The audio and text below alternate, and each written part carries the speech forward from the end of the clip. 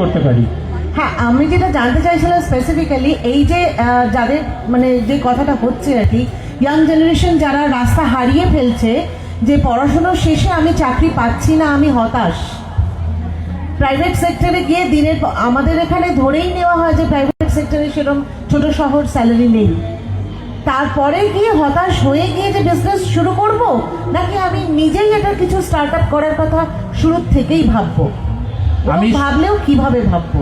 আমি সব সময় বলি যে আপনি প্রথমে মাথা থেকে এটা বের করে দিন যে আপনার চাকরি ছাড়া চলবে না, এটাকে মাথা থেকে আপনাকে বের করতে হবে। আমি গার্জেনদেরকে বলবো আপনাদের ছেলে মেয়েদের আপনারা এনকারেজ করুন যেন সে নিজের কিছু করে। তাতে লাভ যেটা হয় সেটা হচ্ছে যে আপনার কাছে অনেক সময় থাকে। আপনি যদি আর্লি স্টার্ট করেন আপনার কাছে অনেক সুযোগ থাকে সেটাকে বড় করার, আর হতাশার কোনো জায়গা নেই। হ্যাঁ, যদি আমি বলি বিজনেসের ক্ষেত্রে, আমি যদি ধরুন মানে কারেন্ট আমাদের যে প্রেজেন্ট জেনারেশন তাদের নিয়ে যদি আমি বলি, তো তাদের যেমন কিছু অ্যাডভান্টেজেস আছে, যেমন ধরুন আমাদের কাছে এখন প্রচুর ইনফরমেশন আমরা দেখতে পাই, এক।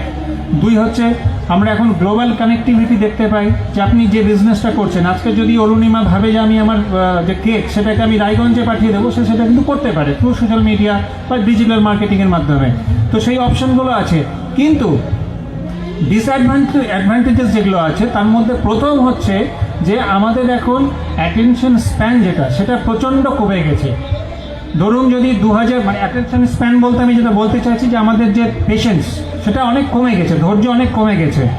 2000 সালে মানে রিসার্চ বলছে যে আমাদের মানুষের অ্যাভারেজ আপনার অ্যাটেনশন স্প্যান ছিল 12 সেকেন্ড, 12 সেকেন্ড, সেটা এখন চলে এসছে 8 সেকেন্ডে।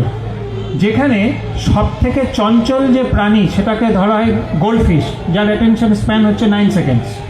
তো এই যে জেনারেশন যারা এখন উঠছে, হতাশা হওয়ার কোনো জায়গা নেই। তাকে যেটা করতে হবে সেটা হচ্ছে, এক, তাকে বিজনেস আইডিয়াটা সলিড হতে হবে। দুই হচ্ছে সেই বিজনেসটাকে নিয়ে তাকে পড়ে থাকতে হবে। ধরুন আপনি করলেন, এখন কি হচ্ছে যেহেতু ধৈর্যটা কম সেই জন্য ওরা তাড়াতাড়ি ধরুন হয়তো 1 বছর 2 বছরের মধ্যে বিজনেস ছেড়ে বেরিয়ে যাচ্ছে, খুব তাড়াতাড়ি হতাশ হয়ে যাচ্ছে। নিজের মানে বন্ধুত্ব ধরুন সেটাকেও যদি আমরা দেখি সেটাও খুব ফাস্ট চেঞ্জ করছে। তো আপনাকে নিজের বিজনেসের আইডিয়াটা সলিড হতে হবে, একটা জেনুইন প্রবলেম আপনাকে সলভ করতে হবে, আপনাকে সেই বিজনেসটাতে লেগে থাকতে হবে এবং আপনাকে নিজের ভিশনটাকে ক্লিয়ার রাখতে হবে যে আমি কি করতে চাইছি। এই ক্ল্যারিটি থাকাটা খুব জরুরি।